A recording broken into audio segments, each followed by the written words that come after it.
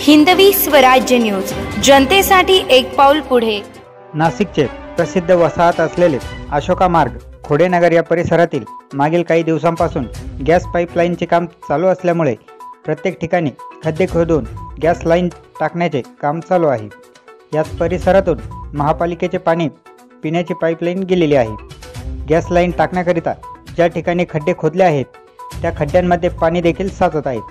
मागील 3-4 दिवसांपासून स्थानिक रहिवाशांना घरामध्ये येणाऱ्या पिण्याच्या पाण्यामध्ये दुर्गंध येत असल्याने नगरपालिका कर्मचाऱ्यांना माहिती दिली असून नगरपालिकेचे कर्मचारी या ठिकाणी येऊन त्यांनी पाहणी केली।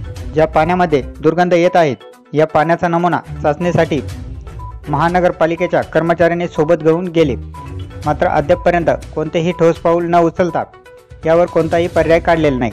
साचलेल्या पाण्यामुळे स्थानिक नागरिकांचे आरोग्य देखील धोक्यात येण्याची शक्यता आहे। लवकरात लवकर यावर महानगरपालिकेच्या कर्मचाऱ्यांनी मार्ग काढावे, अन्यथा नगरपालिका येथे आंदोलन करण्याचा देखील इशारा स्थानिक नागरिकांनी दिला आहे।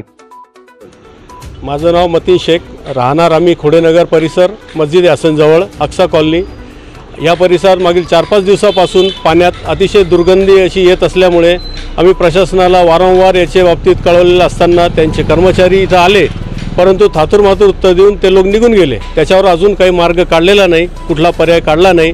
नागरिकांचे आरोग्य हे अतिशय धोक्यात आलेले आहे। लहान मुलांना वांते आणि जुलाब हे होत आहेत आणि प्रशासन हे फक्त डोळे बंद करून आम्ही अनेक अधिकाऱ्यांना भेटलो, इव्हन आम्ही माजी महापौरांपर्यंतही ही आमची बाब पोहोचलेली आहे।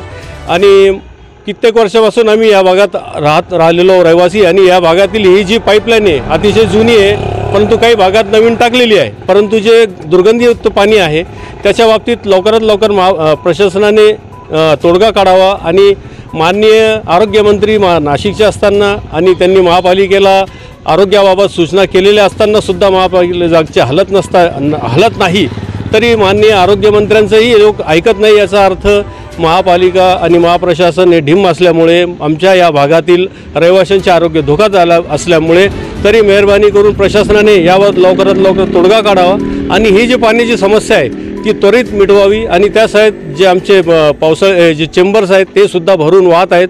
तरी कृपया करून महापालिकेने सर्व बाबतीत तो लवकरात लवकर कारवाई करून आमच्या आरोग्याची काळजी घ्यावी। माझे नाव अन्सार पठाण आहे, आम्ही खोडेनगरचे रहिवासी आहोत। आमच्याकडे ड्रेनेजच्या मिक्स पाणीचे समस्या बरोबर भटके कुत्री, वारंवार वीज जाणे, तसेच पाण्याची अघोषित पाणी कपात केलेली आहे।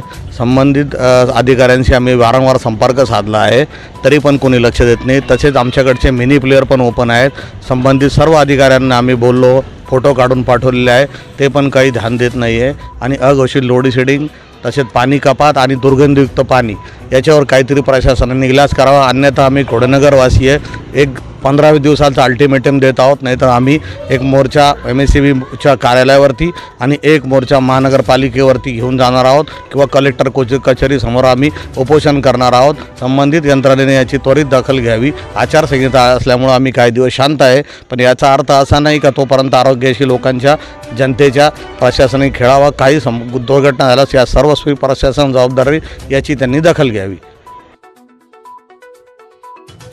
वृत्तसंकलन विभाग, हिंदवी स्वराज्य न्यूज, नाशिक।